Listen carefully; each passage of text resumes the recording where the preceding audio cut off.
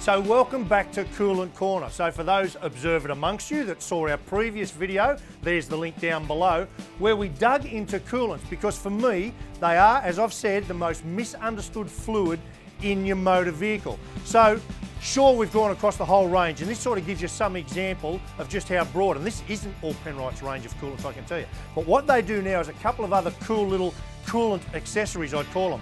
So this one, radiator flush. Remember we talked about compatibility. If you're not sure what coolant is in your car, my tip to you is when you get the opportunity, flush it out and start again. Write in your owner's manual what you put in there in the same way you would with your lubricant, and give it a flush on the way through with that. That'll clean out what's in there and neutralise it so you can start fresh with the right coolants. Now, demineralised water, because all around Australia, I can tell you what you get out of your tap varies greatly in the amount of minerals in it. Now, minerals are not at all compatible with the coolant system in your car. So where possible, use rainwater, tap water last, and preferably demineralised water.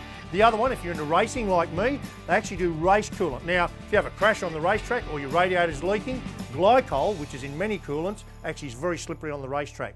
That's got all the, I guess, the products or what you want from a coolant in it, but not the glycol. I like that. And then finally, this to me shows Penrite are always thinking. So whether you're an old boy with an old car, or maybe you're an old girl with an old car, but you like your historic stuff, typically that will have lots of really nice rich metals in it, brasses, coppers and what have you. And we know old cars leak fluid sometimes. You'll notice this, look at that.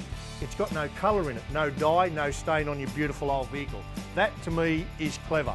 So for me, there's a couple of takeouts, isn't there? That one, they do a great range of coolants, but they're thinking about all the little add-ons that are going to complete the picture.